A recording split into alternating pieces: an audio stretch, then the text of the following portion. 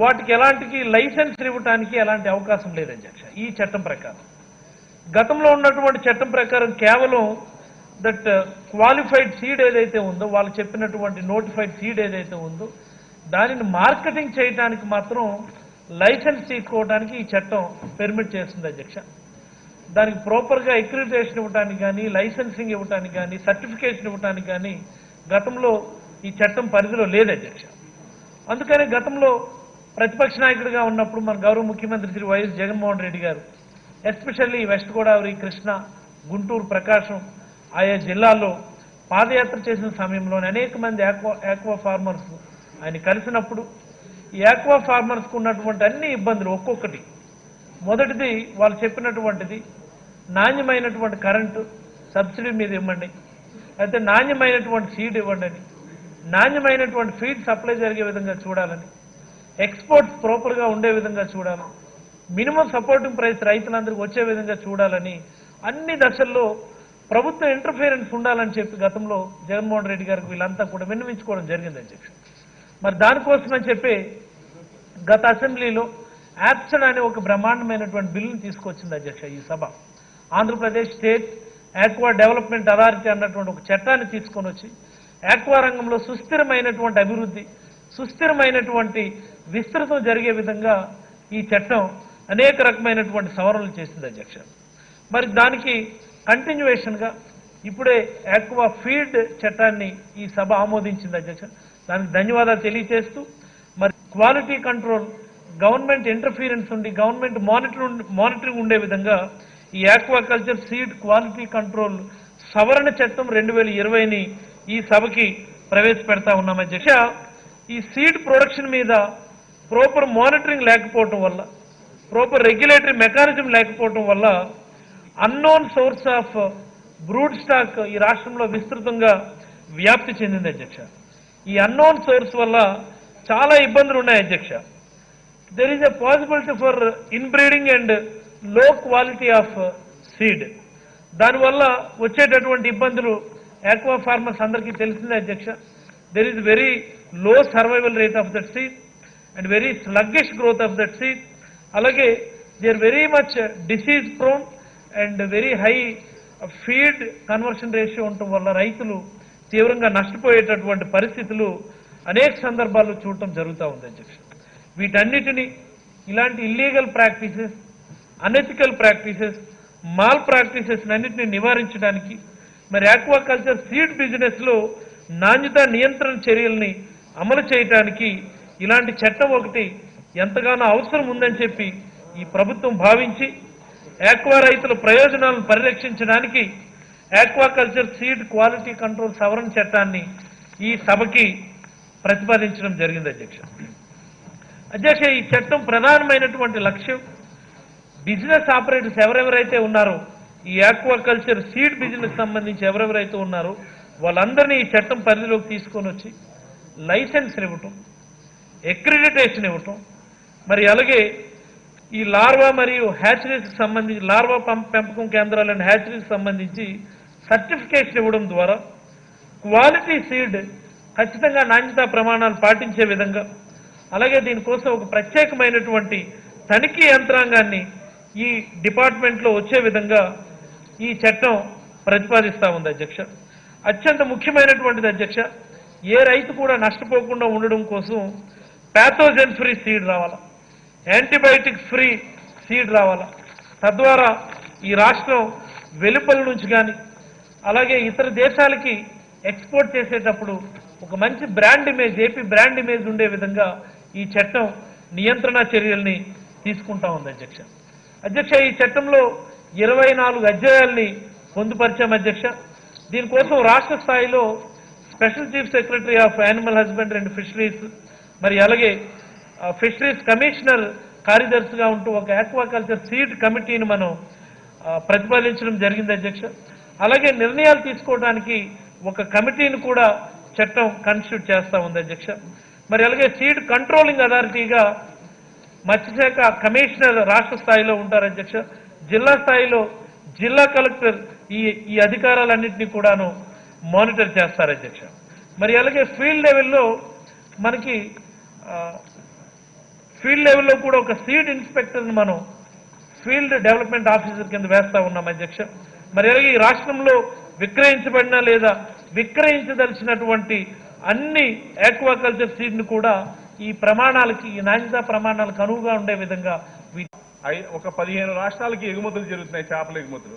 ఆ ఎగుమతులైన మెటీరియల్ అక్కడికి వెళ్ళిన ఏదైతే ఉన్నారో ట్రేడర్స్, వారి పేమెంట్స్ ఇవ్వలేక కూడా ఈరోజు ఇబ్బంది పడుతున్న రైతులకి ఒక ప్రత్యేకమైన పోలీస్ స్టేషన్ పెట్టి వారిని ఎక్కడైతే ఇతర రాష్ట్రాలకు ఎవరైతే డబ్బులు ఇవ్వకుండా పారిపోయిన వ్యక్తులు ఉన్నారో వారిని తీసుకొచ్చే విధంగా కూడా ప్రభుత్వంలో చర్యలు తీసుకునే విధంగా ఈ చట్టంలో పొందుపరచాలని, అదేవిధంగా ఏదైతే వీరు ఉన్నారో పంటలు యాక్చువల్గా ఈరోజు ఒక చేపల చెరువు కానీ రొయ్యల చెరువు కానీ రైతులు ఈరోజు వ్యవసాయ అనుబంధమైన ఏదైతే వ్యవసాయంలో వచ్చే వేస్ట్, ఒకప్పుడు వ్యవసాయంలో ఏదైతే డిఓఆర్బి అంటే రైస్ బ్రాన్ వచ్చేది, ఆ రైస్ బ్రాన్ నుంచి ఆయిల్ కోసం ఏదైనా ఒకప్పుడు కంపెనీస్ అన్నాయి. ఈరోజు అటువంటి వేస్ట్ నుంచి వ్యవసాయదారులు ఎంతో మందికి, ఇటు మొక్కజొన్న రైతులకు కానీ అదేవిధంగా తెల్లజొన్న రైతులకు కానీ వ్యవసాయ రైతులకు కానీ వాళ్ళ యొక్క బై ప్రొడక్ట్స్ అన్నీ కూడా ఈరోజు ఈ ఎక్వా రంగానికి ఉపయోగించుకుని పంట పండిస్తున్నారు. అందుకని వీరందరికీ కూడా రైతులకు ఉపయోగిస్తున్న రైతులందరూ కూడా బాగుండే విధంగా తగు చర్యలు తీసుకోవాలని కోరుకుంటున్నా. అదేవిధంగా ఫీడ్ యాక్ట్ కూడా చెప్పడం జరిగింది. ఈరోజు ఇందాక నేను మాట్లాడడానికి అవకాశం కుదరలేదు కాబట్టి అది కూడా మాట్లాడతాను. ఏదైతే ఫీడ్ ఉందో ఆ ఫీడ్లో ఈరోజు సుమారుగా 10 రకాల మేతలు మేపుతారు, చేపలకు కానీ రొయ్యలకు కానీ. రొయ్యలకి అయితే ప్యాలెట్ రూపంలో, షింకింగ్ ప్యాలెట్ రూపంలో ఒక రకమే మేపుతారు రొయ్యలకి మేత. చేపలకు వచ్చేటప్పటికి 10 రకాల మేతలు మేపడం జరుగుతుంది. ఏదైతే షంకింగ్ పెలెట్ ఉందో ఆ షంకింగ్ పెలెట్ ఏదైతే బ్యాగ్ మీద వాళ్ళు వేస్తున్నారు, ఏదైతే ప్రోటీన్ ఎంత, ఫ్యాట్ ఎంత, ఫైబర్ ఎంత, యాష్ ఎంత అనేది వాళ్ళు ప్రింట్ చేస్తున్నారు. అలాగే చేపల మేతలో కూడా ఫ్లోటింగ్ పెలెట్కి అలాగే షింకింగ్ పెలెట్ కూడా వాడతారు. దాని మీద కూడా ముద్రిస్తున్నారు, ఏదైతే ప్రోటీన్ ఎంత, ఫ్యాట్ ఎంత, ఫైబర్ ఎంత అనేది చేస్తున్నారు, యాష్ ఎంత అనేది వేస్తున్నారు. కానీ డిఓఆర్బి అనేది మేజర్గా ఏదైతే వైట్ ఫిష్కి అంటే తెల్ల చేపకి కానీ ఫంగేషన్స్కి కానీ ఎక్కువ వాడేది, అందరూ కూడా రైతాంగం అంతా కూడా డిఓఆర్బి ఎక్కువ శాతం వాడతారు. ఆ డిఓఆర్బి సుమారుగా average price every year average price తీసుకుంటే సుమారుగా 14 నుండి 15 రూపాయలు ఉంటుంది. దానికి ఎక్కడా కూడా బ్యాగ్ మీద ఈ ప్రోటీన్ కానీ ఫ్యాట్ కానీ ఫైబర్ కానీ ఏముందనేది మాయిశ్చర్ అనేది ఎక్కడా కూడా ముద్రించట్లేదు. అదేవిధంగా ఆ యొక్క ఫీడ్ ఫార్వర్డ్ బుకింగ్ అనేది కంపెనీస్ వారు ప్రతి సంవత్సరం కూడా 2-3 టైమ్స్ రైతులకి ఫార్వర్డ్ బుకింగ్ అమ్మడం జరుగుతుంది.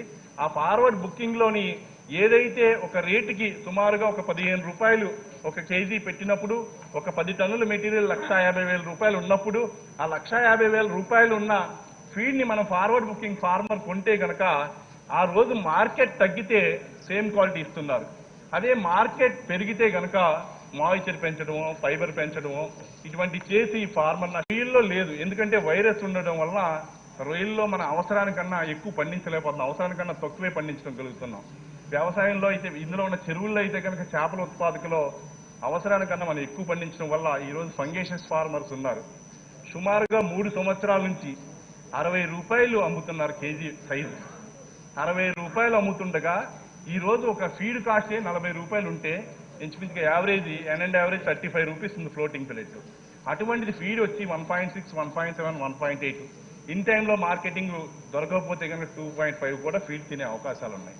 ఇలాంటివి లెక్కేసుకుంటే ఈరోజు 80 రూపాయలు ప్రొడక్షన్ కాస్ట్ పడుతుంటే కానీ అమ్మే రేట్ చూస్తే కేజీ నుంచి 2 కేజీల మేయ నమ్మిది 60 నుంచి 70 రూపాయలు అమ్మటం జరుగుతుంది.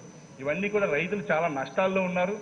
ఏదైతే గతంలో ₹3.75 ఉన్న సమయంలో పవర్ ఒక సమయంలో 2018లో ₹2కి ఇవ్వడం యూనిట్ జరిగింది. తర్వాత మన ఈ ప్రభుత్వం వచ్చాక కూడా ఇంకో 50 పైసలు ఇచ్చి మొత్తం పవర్ కూడా సబ్సిడీలో ఇచ్చేయడం ఒక సహాయం మటుకి జరుగుతుంది రైతుకి. చేశాను నేను సార్, చెప్పాను కదా సార్, నేను కూడా అద్దరుపోయి చెప్పాను. నేను ఏదైతే ప్రభుత్వ సహాయం అంటూ అదొక్కటే కనిపిస్తుంది. కాబట్టి గతంలో ఏదైతే 2018 అంటే 5/9/2018ని ₹1.75 సబ్సిడీ మీద ఇవ్వడం, తర్వాత ₹1 ఇవ్వడం, టోటల్గా ₹2.25 ఇవ్వడం జరిగింది. ఇవన్నీ దృష్టిలో పెట్టుకుని అధ్యక్ష, గౌరవ సభ్యులు సిస్టమ్స్ ప్రొసీజర్స్ అన్ని బాగా చెప్తున్నాడు కానీ కొన్ని ఫ్యాక్ట్స్లు తప్పు చెప్తున్నారు అధ్యక్ష. ఎప్పుడు అధ్యక్ష వాళ్ళు చెప్పడం అది ఎలక్షన్లకు ముందు, అంటే 5 సంవత్సరాలు పట్టించుకోలేదు, ఎలక్షన్లకు ముందు మాత్రమే. ఎలక్షన్ల ముందు అధ్యక్ష 5 సంవత్సరాలు పట్టించుకోలేదు. ఎలక్షన్ల ముందు కరెక్ట్ ఎలక్షన్ ముందు అధ్యక్ష అన్ని స్కీములు అధ్యక్ష 2019 ఫిబ్రవరి నుంచి మొదలైతాయి అధ్యక్ష.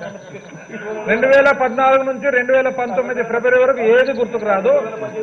ఆ 19 కరెక్ట్ గా 2 నెలల ముందు మాత్రం ప్రతి ఒక్కటి అధ్యక్ష పసుపులు, కుంకుమలు, ఈ రొయ్యలు, దాని తర్వాత ఛార్జీలు అన్ని 2 నెలల్లో అధ్యక్ష. ఏ ఒక్క దానికి కూడా అధ్యక్ష ఒక్కదానికి కూడా బడ్జెట్ లో కేటాయింపు ఉండదు. ఒక్కదానికి బడ్జెట్ లో కేటాయింపు ఉండదు. అన్ని మొదలు పెట్టడము, వాళ్ళు ఏదైతే మొదలుపెట్టి మిగిలిస్తారో మేము అన్ని కట్టుకుంటున్నాం అధ్యక్ష. ఇదే పని. అదొక్కటి తప్పు అధ్యక్ష. దయచేసి అది విత్డ్రా చేసుకోవాలి అధ్యక్ష. చెప్పండి సార్. ఏం లేదు సార్, నేను 2 చెప్పాను సార్. గతంలో ఏం జరిగింది, ఇప్పుడు కూడా జరిగేది. ఈ ప్రభుత్వం ఈ బిల్లు పెట్టినందుకు కూడా కృతజ్ఞతలు కూడా తెలియజేశాను అధ్యక్ష. నేను చెప్పింది ఏదైనా తేడా ఉంటే కనుక, అబద్ధాలు ఏదైనా చెప్పాననుకుంటే మీకు ఎవిడెన్స్ కావాలంటే 5/9/2018లో ఇచ్చిన జీవో కానీ, అదేవిధంగా ఇప్పుడు మనం ఏదైతే ఇప్పుడు ప్రభుత్వం ఇచ్చింది కూడా నేను తెలియజేస్తున్నాను అధ్యక్ష. ఈ రోజు వ్యవసాయ రైతు ఏదైతే ఎక్కువ రైతుల వల్ల సుమారుగా గవర్నమెంట్ కి ఇండైరెక్ట్ గా కానీ, ప్రత్యక్షంగా కానీ, పరోక్షంగా కానీ 50,000 రూపాయలు ప్రాఫిట్ వచ్చే అవకాశాలు ఉన్నాయి అధ్యక్ష. అవన్నీ కూడా మనం దృష్టిలో పెట్టుకుని రాబోయే కాలంలో రైతులు ఏదైతే నష్టపోతున్నారో, నష్టపోయిన రైతుల్ని ఇంకా ముందర తీసుకెళ్లే విధంగా ఈ రోజు బ్రూ స్టాక్ ఉంది సార్ అధ్యక్ష. మనం ఏదైతే ఇప్పటికి కూడా మనం అమెరికా నుంచి ఇంపోర్ట్ చేసుకోవాల్సి వస్తుంది బ్రూ స్టాక్. ఎప్పుడో మనకి కల్చర్ వచ్చింది. అదే 1957లో ఏదైతే కట్లా సీలావత్ అనేది ఇండియన్ మేజర్ కార్ప్ వచ్చింది. అప్పటి నుంచి ఈ రోజు వరకు మనకి డిపార్ట్మెంట్స్ ఉన్నాయి, ఫిషరీస్ డిపార్ట్మెంట్స్ ఉన్నాయి. కొత్తగా ఇంకొక జాతి అంటూ వచ్చిందంటే ఫంగేషన్స్ తప్పించి వేరే ఏది రాలేదని మీకు తెలియజేస్తున్నాను సార్. చెప్పండి. ఈ అనౌన్స్మెంట్స్ అన్ని కూడా అధ్యక్ష ఎప్పుడు అధ్యక్ష వాస్తవానికి పాదయాత్ర గౌరవ ముఖ్యమంత్రి గారు అప్పుడు ప్రతిపక్ష నాయకులుగా ఉండి పాదయాత్ర దాటిన తర్వాత లక్షలాది మందితో కలిసిన తర్వాత అనౌన్స్మెంట్ చేసిన తర్వాత అప్పుడు వాళ్ళకు గుర్తుకొస్తుంది అధ్యక్ష. అది ఎప్పుడు అధ్యక్ష? సెప్టెంబర్ 2018 అంటే కరెక్ట్ 5-6 నెలలు ఎలక్షన్లకు ముందు అధ్యక్ష. ఇదన్నా 5-6 నెలలు, మిగతావన్నీ 2 నెలల ముందర అధ్యక్ష. అన్ని స్కీములు ఫిబ్రవరి 2019.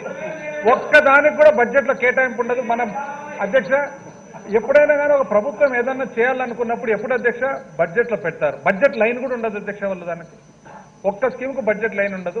అప్పటికప్పుడు హుటాహుటిన పవర్ సెక్టర్ అధ్యక్ష కరెంటు కంపెనీల మీద డబ్బులు తెచ్చేది పసుపు కుంకుమని ఇచ్చేది, సివిల్ సప్లైస్ మీద డబ్బులు తెచ్చేది ఇంకో దానికి ఇచ్చేది. ఒక్కదానికి అసలు బడ్జెట్ లో కనీసం బడ్జెట్లో అధ్యక్ష ఒక బడ్జెట్ లైన్ ఉండదు, ఒక కేటాయింపు ఉండదు. కానీ రేపు 2 నెలల్లో ఎలక్షన్ ఉందన్నప్పుడు మాత్రం అన్ని గుర్తుకొస్తాయి అధ్యక్ష. పసుపు కుంకుమ అని చెప్పేసి ఇప్పుడు నిజం చెప్పాలంటే అధ్యక్ష రాష్ట్రంలో ఎక్కడైనా కూడా మోసానికి దగాకు ఏమంటున్నారు తెలిసిన అధ్యక్ష? పసుపు కుంకుమ అంటున్నారు అధ్యక్ష. మోసము దగా అంటే పసుపు కుంకుమ అంటున్నారు. ఆ స్టేజ్కి తెచ్చినారు అధ్యక్ష వాళ్ళు.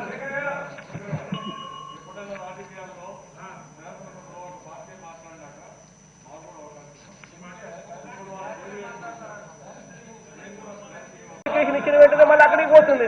అంతేగాని మావాడు సరిపోడు, మావాడు తరంగాడు, నువ్వు కూర్చో నేనే లేస్తాను అని చెప్పి మళ్ళీ ఈయన ప్రధానికి ఈయన లేచేదానికంటే ఈయన లేచేందుకంటే బంగారంగా అధ్యక్ష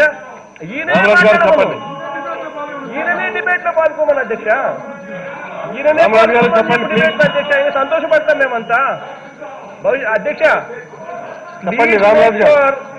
వాళ్ళ తరపు నుంచి చంద్రబాబు నాయుడు గారికి డిబేట్ అవకాశం ఇవ్వమని చెప్పి నేను కంప్లీట్ సార్. మీ సభ్యులు కాదండి. నో మీరు మాట్లాడండి రామరాజు గారు. Please SIT down. మీరు మాట్లాడండి రామరాజు గారు.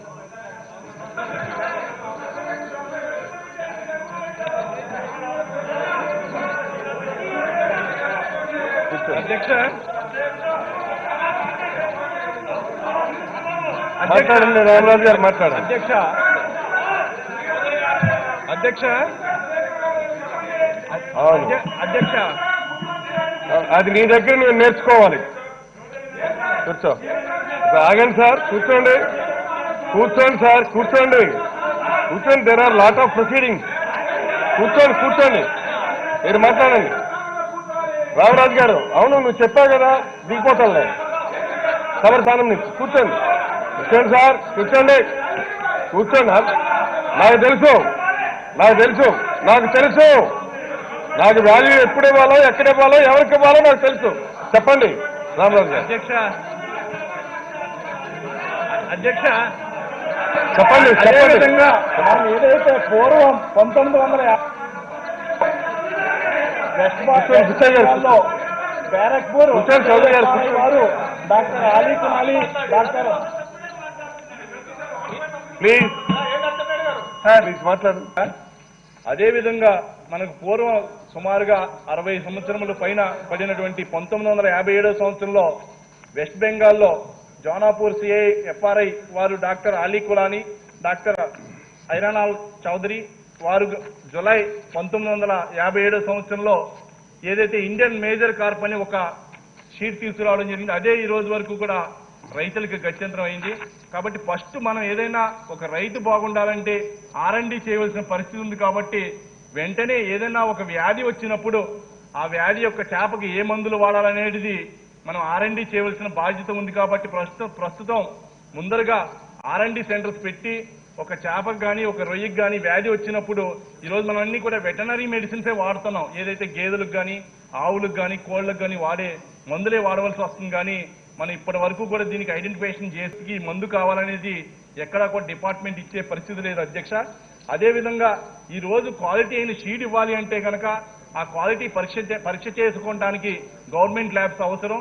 ఇప్పుడున్న గవర్నమెంట్ ల్యాబ్స్ ఏదైతే 2018లో సుమారుగా 8 కోట్ల రూపాయలతో రివల్ ల్యాబొరేటరీస్ ఏదైతే LCMS కానీ అదేవిధంగా GCMS కానీ అందరూ ప్రభుత్వం వెంటనే తగు చర్యలు తీసుకునే విధంగా చేసుకోవాల్సిందిగా మీ ద్వారా తెలియజేయడం జరుగుతుంది అధ్యక్ష.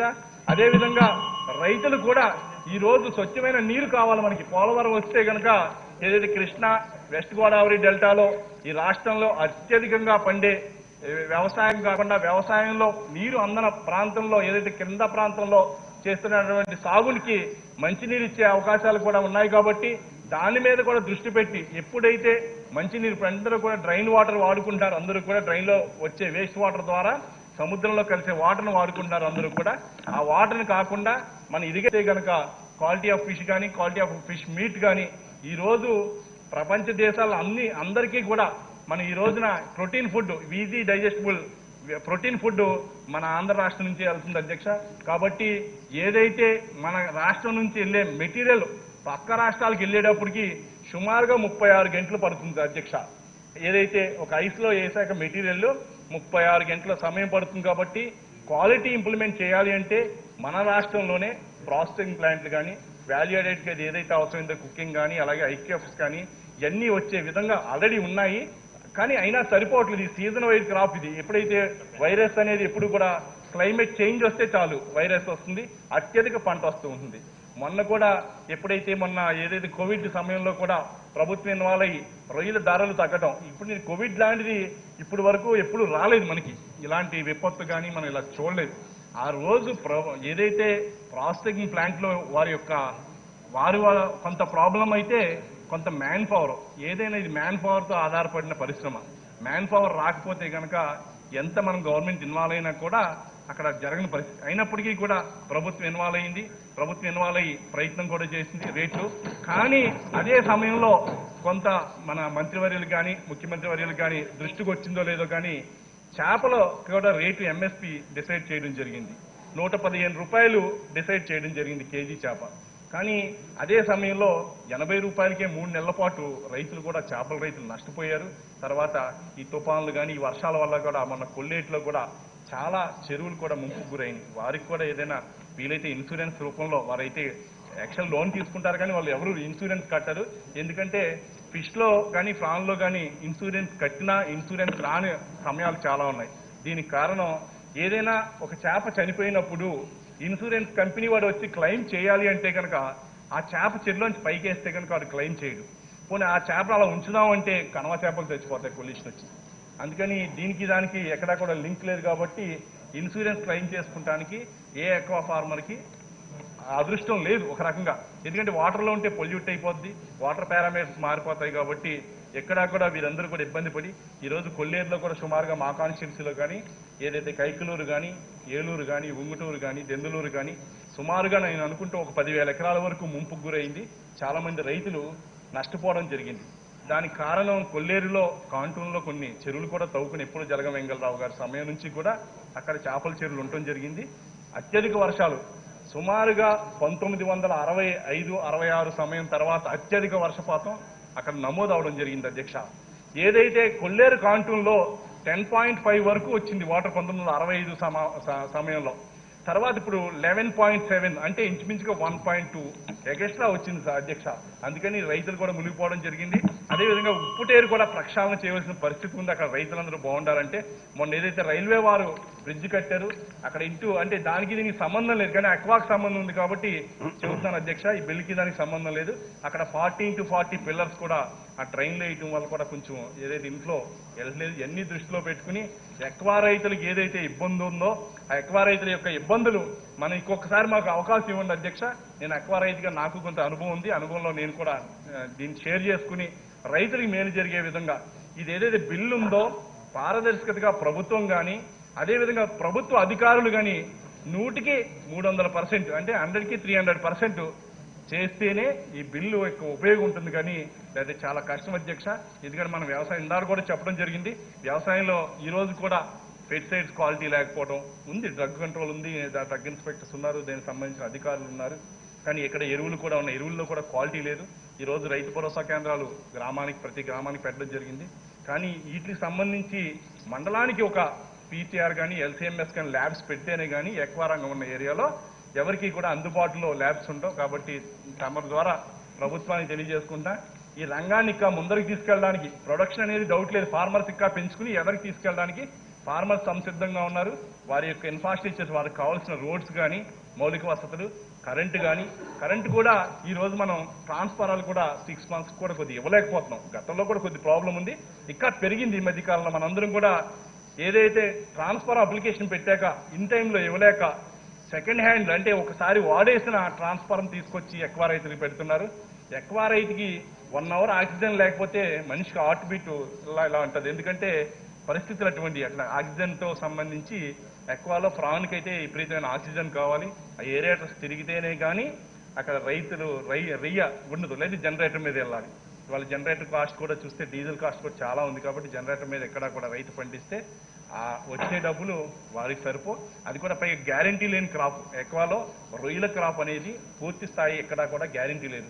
ఇదేదో లాటరీ టికెట్ లాంటిది, ఒక చోటుకెళ్ళి మనం లాటరీ టికెట్ కొనుక్కుంటే తగిలితే అదృష్టం తగలకపోతే అన్నట్టు దీంట్లో సక్సెస్ రేట్ 20 to 30% కూడా లేదు.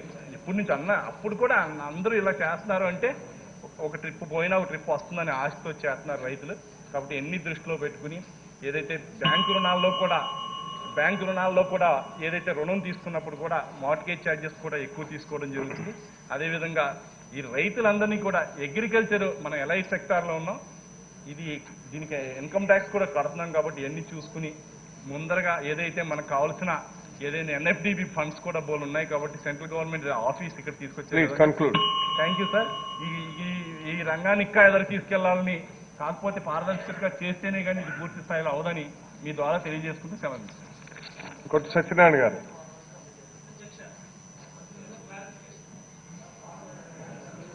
లాస్ట్లో చెప్పొచ్చు ఏముంది అంటే మీ రిప్లైలో చెప్పొచ్చు ఏముంది. సాక్ష్యం అధ్యక్ష, గౌరవ సభ్యులు మాట్లాడినటువంటి అంశాలు ఏదో ఈరోజు ఆయన అనుకున్నటువంటి అంశాలు కాదు అధ్యక్ష. కొన్ని సంవత్సరాలుగా, కొన్ని దశాబ్దాలుగా ఆయన మనసులో ఉన్నటువంటి ఆలోచనలు, గత ప్రభుత్వంలో ఇలాంటి చేస్తే బాగుండేమో అన్నటువంటి ఆలోచనలు ఈరోజు ఆయన ఒక ప్రజెంటేషన్ రూపంలో చెప్పారు అధ్యక్ష. చాలా ధన్యవాదాలు తెలియజేస్తున్నాను అధ్యక్ష. ఆయన చెప్పినటువంటి కొన్ని అంశాలని ఈరోజు ఆక్వా రంగానికి ఈ ప్రభుత్వం చేస్తున్నటువంటి ప్రయోజనాల్ని ఒకసారి నేను రీఇటరేట్ చేస్తాను అధ్యక్ష. అత్యంత ప్రధానమైనటువంటిది whatever the state of the affairs, ప్రస్తుతం ఉన్నటువంటి ఆక్వా బిజినెస్ ఏదైతే ఉందో ఇప్పటి వరకు జరిగినటువంటిది entirely depends on sheer private entrepreneurship అధ్యక్ష. ఇంతవరకు ఏ ప్రభుత్వం కూడా ఈ ఆక్వా రంగానికి సహాయం చేసినట్టు కానీ ప్రాపర్గా మానిటర్ చేసినట్టు కానీ గతంలో ఎప్పుడూ లేదు అధ్యక్ష. గౌరవ ముఖ్యమంత్రి శ్రీ వైఎస్ జగన్మోహన్ రెడ్డి గారు అనేటటువంటి ఒకే ఒక వ్యక్తి 720 కోట్ల రూపాయల ఎలక్ట్రిసిటీ సబ్సిడీ రూపంలో ఇచ్చి ఈరోజు ఆక్వా రంగానికి ప్రాణాన్ని నిలబెట్టినటువంటి అవకాశం ఇచ్చింది అధ్యక్ష. అలాగే చూసుకుంటే కోవిడ్ టైంలో కూడా ఎంఎస్పీ అనౌన్స్ చేసినటువంటి ఏకైక రాష్ట్రం అధ్యక్ష. అసలు దేశం మొత్తం తీసుకోండి అధ్యక్ష, కోవిడ్ సమయంలో అన్ని రంగాలు కూడా కుదేలేవి దేశం మొత్తం మీద, ప్రపంచం మొత్తం మీద. నష్టపోని రంగం ఏదైనా ఉంది అంటే ఆంధ్రప్రదేశ్లోని యాక్వా రంగం అధ్యక్ష. అన్ని దగ్గర యాక్వా రంగం కాదు అధ్యక్ష. ఆంధ్రప్రదేశ్లోని యాక్వా రంగం మాత్రం కోవిడ్ పరిస్థితులను సైతం తట్టుకుని నిలబడగలిగిందంటే అది కేవలం జగన్మోహన్ రెడ్డి గారి ముందు చూపని ఈ సందర్భంలో ఈ సభ దృష్టి తీసుకొని వస్తున్నాను అధ్యక్ష. అధ్యక్ష, గౌరవ సభ్యులు ఒక మంచి మాట చెప్పారు అధ్యక్ష. ఈ చట్టాలు చేస్తున్నారు, చాలా బ్రహ్మాండంగా ఉంది, దీన్ని ఇంప్లిమెంట్ చేయడానికి గ్రౌండ్ లెవెల్లో అవసరమైనటువంటి స్టాఫ్ ఉందా లేదని చెప్పేసి అడిగారు అధ్యక్ష. ఇలాంటి ఇబ్బందులు రాకూడదని గౌరవ ముఖ్యమంత్రి గారు ఈ రాష్ట్ర వ్యాప్తంగా అగ్రికల్చర్ కానీ, ఆక్వాక్ కానీ, యానిమల్ హస్బెండరీ కానీ వీటన్నిటిని ఇంటిగ్రేట్ చేస్తూ రైతు భరోసా కేంద్రాలని చెప్పి ఒక గొప్ప బ్రహ్మాండమైనటువంటి వ్యవస్థను తీసుకొని వచ్చారు అధ్యక్ష. ఈ రైతు భరోసా కేంద్రాల్లో గతంలో ఉన్నటువంటి field development fisheries development officers అదనంగా విలేజ్ ఫిషరీస్ అసిస్టెంట్స్ అని చెప్పి మనం రిక్రూట్ చేశాం అధ్యక్ష. 725 మంది విలేజ్ ఫిషరీస్ అసిస్టెంట్స్ మనం ఈ ప్రభుత్వం వచ్చిన రిక్రూట్మెంట్ చేసాం. గ్రౌండ్ లెవెల్లో వాళ్ళకి ఇచ్చినటువంటి టాస్క్స్ అసైన్మెంట్స్ ఏవైతే ఉన్నాయో చాలా బ్రహ్మాండంగా చేస్తూ ఉన్నారు అధ్యక్ష. రియల్ టైం మానిటరింగ్ జరుగుతూ ఉంది అధ్యక్ష రైతు భరోసా కేంద్రాల ద్వారా. నాట్ ఓన్లీ విఎఫ్ఎస్ అనే కాకుండా quality feed, quality seed, certified feed and seed supply చేయడానికి అక్కడే కొనుగోలు అమ్మకాలు జరిగే విధంగా మనం కార్యాచరణ చేయడం జరిగింది అధ్యక్ష.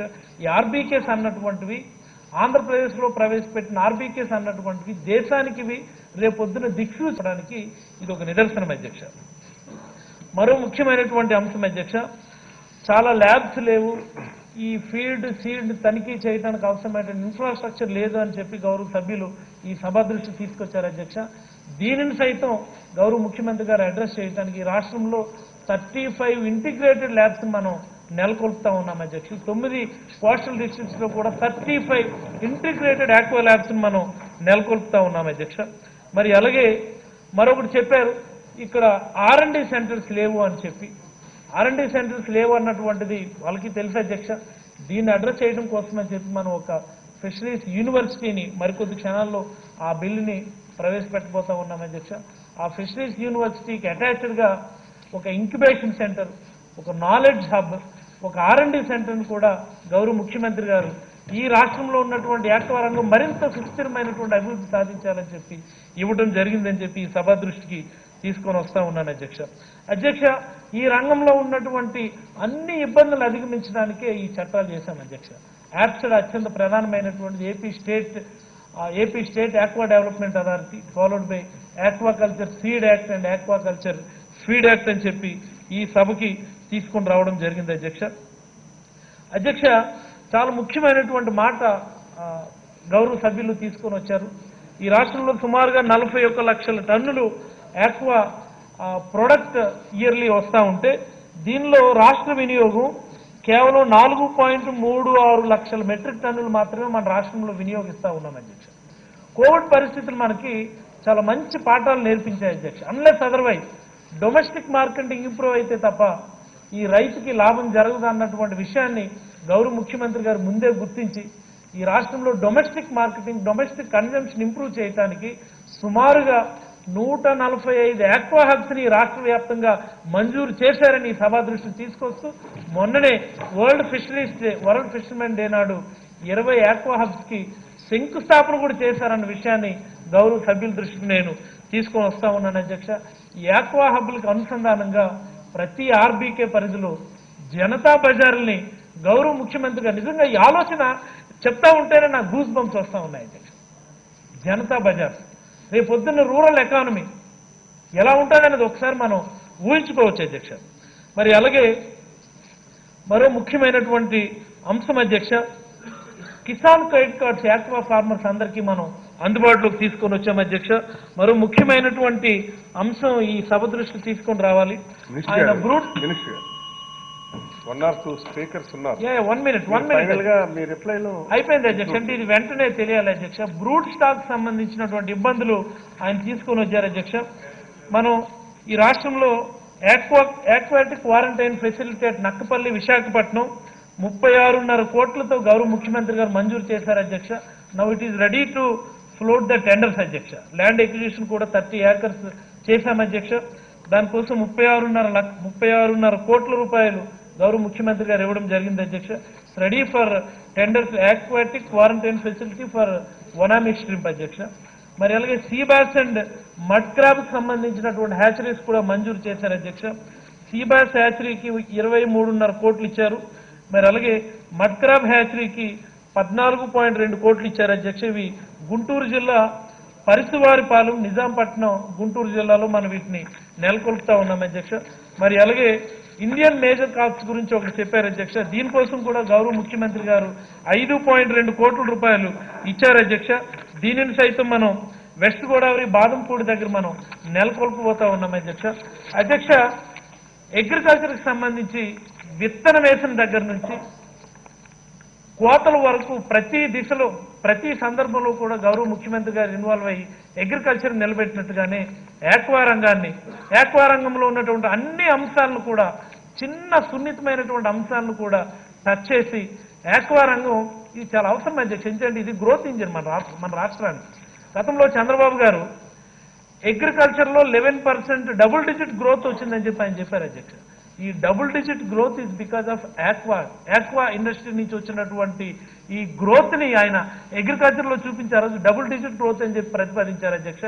ఆక్వా రంగంలో సుమారుగా 8.7% జీవీఏ కేవలం ఆక్వా రంగం నుంచి వస్తుంది అధ్యక్ష. దీన్ని సుస్థిరంగా అభివృద్ధి చేయడానికి ఇన్ని స్టెప్స్ ని తీసుకోవడం జరిగిందని చెప్పి సభా దృష్టికి తీసుకొని వస్తా ఉన్నాను. ధన్యవాదాలు. సత్యనారాయణ గారు తర్వాత ప్లీజ్.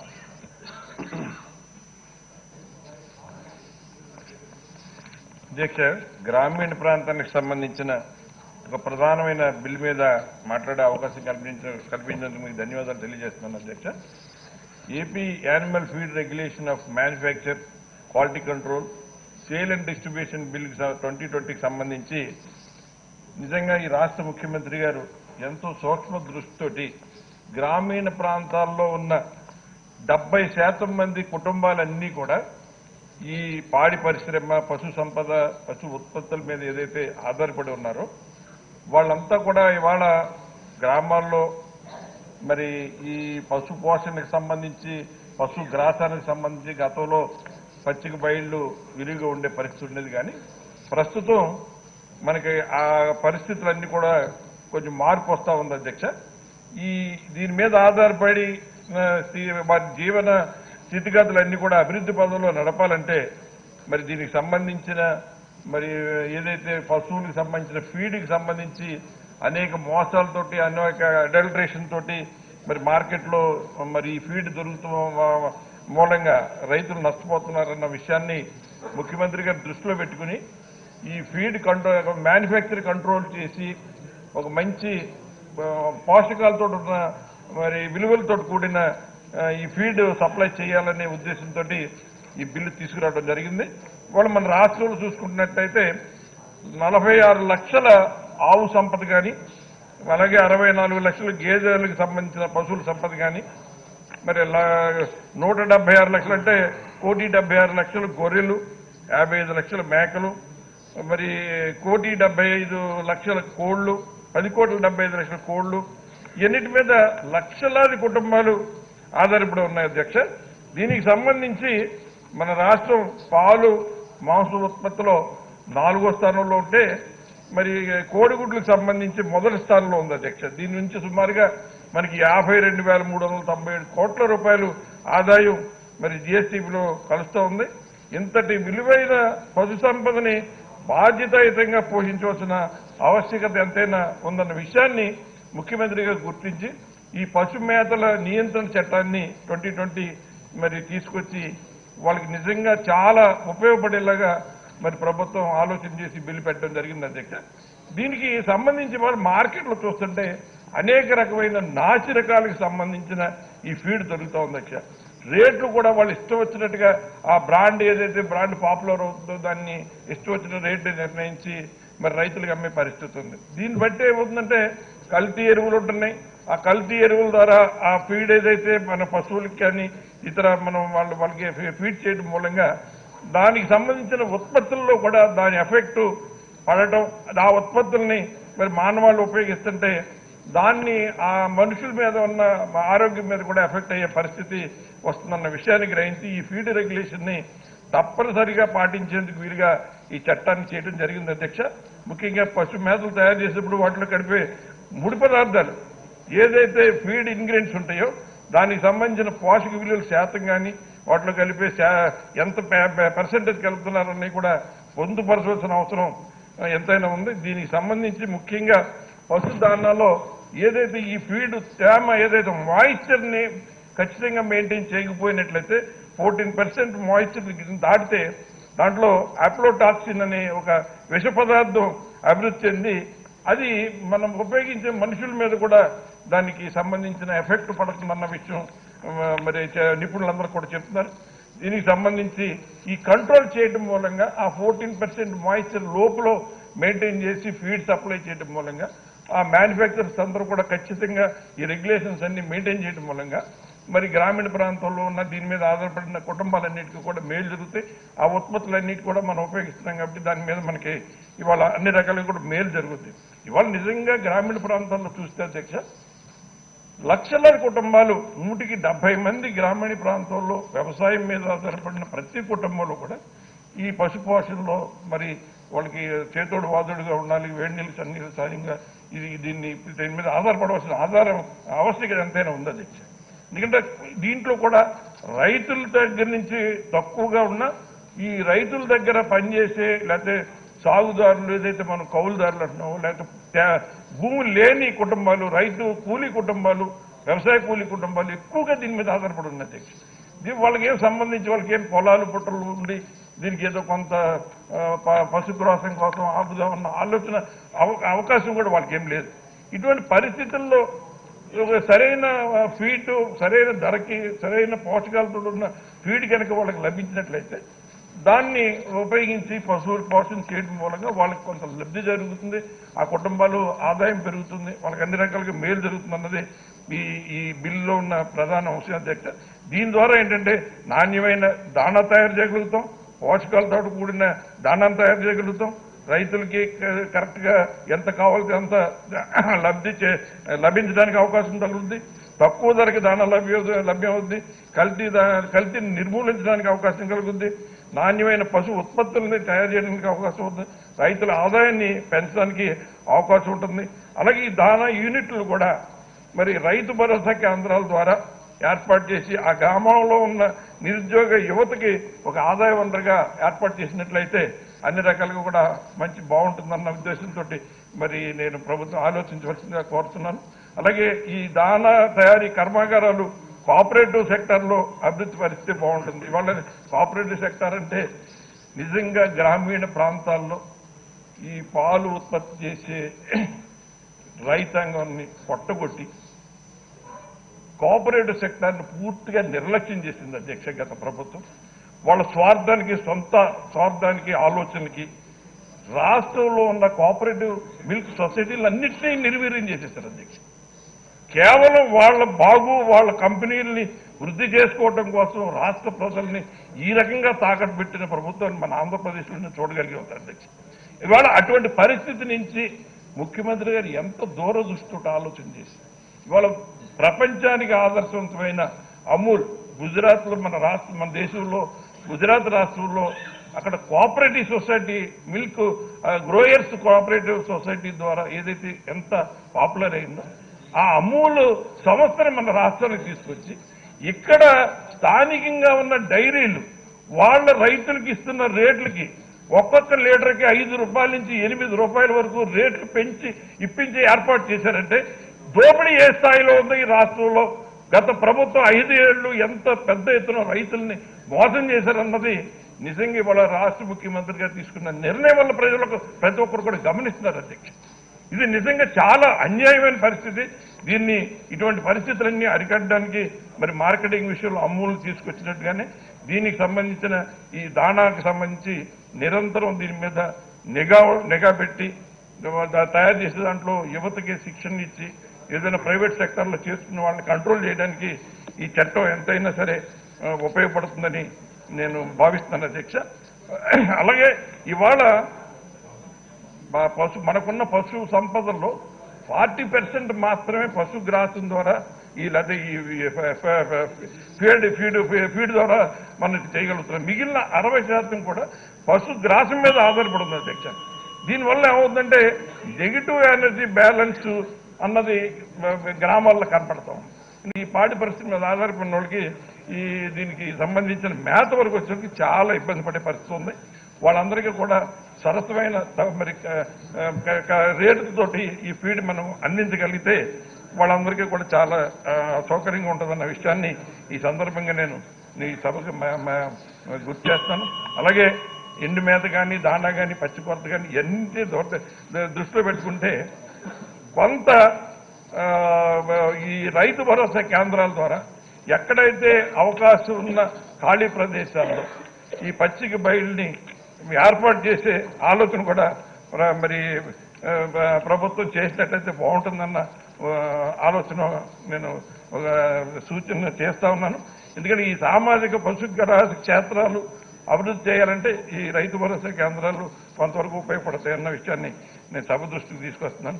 అలాగే ఇప్పుడు ఇవాళ మనకి అన్ని రకాలుగా కూడా పశుగ్రాసానికి సంబంధించిన గ్రాస్ మంచి సీడ్ డెవలప్ చేశారు. సూపర్ నేపియర్ అని కానీ K5 అని కానీ జూరీ పశుగ్రాసం అని కానీ KFS 3129 కానీ ఈ రకంగా చాలా వరకు మంచి గ్రాస్ ఫాటర్ కూడా సంబంధించి డెవలప్ చేశారు. దీన్ని కనుక మనం నాటుకోవాలంటే వాళ్ళకి సరైన కొంచెం కొద్దిపాటి నేల అవసరం ఉంటుంది కాబట్టి అటువంటి విషయాలను కూడా కొన్ని దృష్టి పెట్టవలసిన అవసరం ఉందని చెప్తున్నాను. అలాగే ఈ చెరువు గట్లు, కాలువ గట్లు, అలాగే కొన్ని ఖాళీ ప్రదేశాలు ఈ పశుగ్రాసాన్ని డెవలప్ చేయడానికి మరి ఈ రైతు భరోసా కేంద్రాల ద్వారా కానీ ఇతరత్ర కానీ మనం కొంచెం డెవలప్ చేయడానికి కూడా మరి ఆ ప్రభుత్వం దృష్టి పెట్టాలని నేను కోరుతున్నాను. అలాగే ఈ మన తోటలు ఉన్నట్టయితే హార్టికల్చర్ క్రాప్స్ ఉన్నాయి అధ్యక్ష. ఈ మామిడి, నిమ్మ లేదా కొబ్బరి, అరటి వీటిలో కూడా ఇంటర్ క్రాపింగ్ ద్వారా కూడా కొంత పశుగ్రాసాన్ని అభివృద్ధి చేయడానికి అవకాశం ఉంటుంది. ఇది అంజన్ గడ్డి, రోడ్స్ గడ్డి అని, స్టైల్ ఏమటం అని, అన్ని మామిడి తోటలు, జామ తోటలో వేయటానికి కానీ, అలాగే కొబ్బరి అరటిలో అయితే పిల్లి పెసర, గిని గడ్డి కానీ ఈ రకంగా చేయటం మూలంగా ఏమవుతుందంటే ఇన్బ్యాలెన్స్ లేకుండా మరి రైతులకి సరైన ఈ ఫీల్డ్ దొరకడానికి అవకాశం ఉంటుంది. ఆ ఫోడర్ బ్యాంక్స్ను కూడా మనం ఏర్పాటు చేయవలసిన అవసరం ఉంది. ఎందుకంటే ఇప్పుడంతా కూడా ప్యాడీ వచ్చేసరికి గతంలో మనం ట్రెడిషనల్గా కట్ చేసి హార్వెస్టింగ్ చేసేవాళ్ళు, గడ్డి విరివిగా దొరికేది. ఇవాళ అంతా కూడా కటింగ్ మెషిన్ ద్వారా చేయటం వలన వేస్తుందంటే మొత్తం అంత గడ్డి కట్ అయిపోయి అది ప్రస్తుతానికి ఉపయోగపడేలాగా దాన్ని ట్రాన్స్పోర్ట్ చేసి తీసుకెళ్లే అవకాశం లేకుండా ఎక్కడెక్కడ వదిలేస్తున్నారు. దీనికి సంబంధించి మరి ఈ ఫోడర్ బ్యాంక్స్కి ఏర్పాటు చేయటం కాకుండా ఈ బైలింగ్ మిషన్స్ అని మనం కొంచెం సబ్సిడీ రేట్లకి ఇప్పించి ఆ గడ్డి వేస్ట్ అవ్వకుండా మన పశువులు దానా కింద ఉపయోగపడేలాగా ఈ బెయిల్ మిషన్లు కూడా మనం ఏర్పాటు చేసి రైతు భరోసా కేంద్రాల ద్వారా రైతులకు అందించే ఏర్పాటు చేయాలని, దాని ద్వారా ఏంటంటే వేస్ట్గా పోతున్న గడ్డి బెయిలింగ్ చేస్తే కొరత నివారణ చేస్తుందని కూడా నేను సూచన చేస్తాను అధ్యక్ష. అలాగే గడ్డి కత్తిరించే చాప్ కటర్ మెషిన్స్ కూడా ఇటువంటివన్నీ రైతులకు అందజేసినట్లయితే నిజంగా ఇదంతా ఉపయోగపడుతుంది. నిజంగా ఎంతో దూరదృష్టితోటి రైతులకి 170% ఆధారపడిన కుటుంబాలని దృష్టిలో పెట్టుకుని ఏర్పాటు చేసిన ఈ బిల్లు నిజంగా ప్రతి ఒక్కరికి ఉపయోగపడే అవకాశాన్ని ముఖ్యమంత్రి గారు గుర్తించినందుకు ధన్యవాదాలు తెలియజేస్తూ ఈ బిల్లుని పూర్తిగా నేను సంప్రదిస్తున్నాను. గద్దె రామ్మోహన్ రావు తర్వాత మీరు ప్లీజ్ ఫైనల్ గా క్రిష్ గారు అయిన తర్వాత మీరు class. Speaker sir, quality seed రైతుకు అందించాలనే కాన్సెప్ట్ని అందరూ కూడా కోరుకునేది. కానీ బిల్లు ప్రిపరేషన్లో చిత్తశుద్ధి లోపించింది అనే భావన కలుగుతాం సార్. నేను రాజకీయంగా మాట్లాడలేదు. నేను రాజకీయాల్లో రాకముందు సైంటిస్ట్గా పనిచేశాను సార్ ఒక మల్టీనేషనల్ కంపెనీకి 8 సంవత్సరాల పాటు. తర్వాత 1999లో చంద్రబాబు గారు నన్ను పార్లమెంట్ సభ్యుడిగా విజయవాడ పార్లమెంట్ ఎంపిక చేసి గెలిపించి నన్ను పార్లమెంట్కి పంపించినప్పుడు ఈ యొక్క ఎక్వాకల్చర్ మీద యాక్ట్ తీసుకురావడానికి ఆ రోజున నాకున్న ఎక్స్పీరియన్స్ కానీ నా క్వాలిఫికేషన్కి పార్లమెంట్ అంతా ఏకగ్రీవంగా నన్ను ఎంపీడాకి అడ్వైజర్గా 4 సంవత్సరాలు నాకు అవకాశం ఇచ్చేసింది. ఆ సమయంలో కోస్టల్ ఎక్వాకల్చర్ యాక్ట్ అనే దాన్ని స్టడీ చేసి భారతదేశంలో ఎక్కడెక్కడ ఎక్వాకల్చర్ ఉందో ఆ ఏరియాలని కూడా పరిశీలించి అక్కడున్న అందరి అభిప్రాయాలు తీసుకుని ఒక యాక్ట్ని తయారు చేయడం జరిగింది. ఇప్పుడు ఆ కోస్టల్ ఎక్వాకల్చర్ యాక్ట్ అనేది 2004 నుంచి కూడా ఇంప్లిమెంట్ అయింది. ఈ రోజున ఈ ప్రాన్ హ్యాచరీస్ ఏదైతే బిల్లు రాష్ట్ర ప్రభుత్వం ప్రవేశపెట్టిందో ఈ హ్యాచరీలో మేజర్ పార్ట్ అంటే ఒక 500 హ్యాచరీలు ఉంటే దాంట్లో 470 హ్యాచరీలు కోస్టల్ రెగ్యులేషన్ దాంట్లోని జోన్లోనే ఉంటాయి సార్. దాని మీద రాష్ట్ర ప్రభుత్వానికి ఎలాంటి ఆధీనం లేదు. దానంతా కూడా సెంట్రల్ గవర్నమెంట్ ఆధీనంలో ఉన్నాయి. అక్కడ ఏం చేయాలన్నా కూడా వాళ్ళకి పర్మిషన్ ఇవ్వాలి. వాళ్ళకి హ్యాచరీ నెలకొల్పాలంటే ఆ ఆర్గనైజేషన్ నుంచి మెంబర్స్ వస్తారు. రాష్ట్రంలో ఉన్న ఎంఆర్ఓ గారిని, ఆ ప్రాంతాల్లో ఉన్న ఎంఆర్ఓ గారిని, అదేవిధంగా మన స్టేట్ గవర్నమెంట్ ఉన్న ప్రెసిడెంట్ వాళ్ళందరినీ కలుపుకుని త్వరగా ఇన్స్పెక్ట్ చేసి 2 days పాటు ఇన్స్పెక్ట్ చేసి ఆ హ్యాచరీలో ఫెసిలిటీస్ అన్నీ ఉన్నప్పుడు మాత్రమే దానికి ఆ హ్యాచరీకి పర్మిషన్ ఇస్తారు. ఆ పర్మిషన్ ఇచ్చి 10,000 రూపాయలు నామినల్ ఫీజు తీసుకుని ఆ పర్మిషన్ వచ్చిన తర్వాత కేంద్ర ప్రభుత్వం ఎంపీడా ద్వారా ఆ హ్యాచరీకి 5 లక్షల రూపాయలు సబ్సిడీ ఇస్తుంది సార్. అది ఆ విధంగా ఈ హ్యాచరీస్ అన్ని కూడా డెవలప్ అవడం జరిగింది. ఇవాళ 2009లో ఒక చిన్న క్యాలిక్యులేషన్ మీకు చెబుతాను సార్. 2009లో 80,000 మెట్రిక్ టన్నులు మన నుంచి ఎక్స్పోర్ట్ అవడం జరిగింది సార్ 2009లో. అది 2018లో మనం క్యాలిక్యులేట్ చేసుకుంటే 8 లక్షల మెట్రిక్ టన్నులు ఎక్స్పోర్ట్ అవడం జరిగింది సార్. 8 లక్షల 8 లక్షలకి ఎంత డిఫరెన్స్ ఒకసారి ఆలోచన చేసుకోవాలి. దానికి ఏ బిల్లులు కూడా లేవు. ఇవాళ ఈ బిల్లులో ఒకసారి మీరు ల్యాబ్సెస్ ఎందుకున్నాయని నేను చెప్తున్నానంటే ఈ బిల్లులో మీరు ఇచ్చిన స్టాండర్డ్స్ అన్ని కూడా అంతరించిపోయిన టైగర్ ప్రాన్ అనే దాని స్టాండర్డ్స్ ఇచ్చారు. PL20 అని ఒక మార్కెటబుల్ సైజ్ అని PL20 అని మెన్షన్ చేయడం జరిగింది. అది 15 సంవత్సరాల క్రితం టైగర్ ప్రాన్ అని దాన్ని కల్చర్ చేసేవాళ్ళు. ఈ రోజున దాని సీడ్ ప్రొడ్యూస్ చేసేవాళ్ళు కానీ లేదా దాన్ని కల్చర్ చేసేవాళ్ళు ఎవరూ లేరు సార్. ఇవాళ కల్చర్ చేస్తుంది వెనామీ. ఆ వెనామీకి PL9 is the marketable size. ఇవాళ మీరు సీడ్ ఇన్స్పెక్టర్ని పెట్టేస్తారు. నాకు తెలిసి రాష్ట్రంలో కూడా చేపల వరకు నాలెడ్జబుల్ ఉన్నారేమో కానీ రొయ్యలకి అంత నాలెడ్జ్ ఉన్నవాళ్ళు చాలా కొరత ఉందని నేను అనుకుంటా ఉన్నాను. ఎందుకంటే ఇవాళ మన బ్రూడ్ స్టాక్ని సుమారు 2018లో 2,40,000 పీసెస్ని మనం ఇంపోర్ట్ చేసుకోవడం జరిగింది. CAA వాళ్ళు ఒక హ్యాచరీకి పర్మిషన్ ఇచ్చేటప్పుడు ఆ హ్యాచరీకి ఎన్ని క్యూబులు పేరెంట్స్ని దానికి పర్మిషను అంతవరకే మనం ఇంపోర్ట్ చేసుకోవాలి. ఇవాళ మనం కరోనా వచ్చిన తర్వాత మూడు విషయాలను ఎక్కువగా మాట్లాడుకుంటున్నాం. క్వారంటైన్ అని, ఇంకోటి శానిటైజేషన్ అని, ఇంకోటి మాస్క్ అని.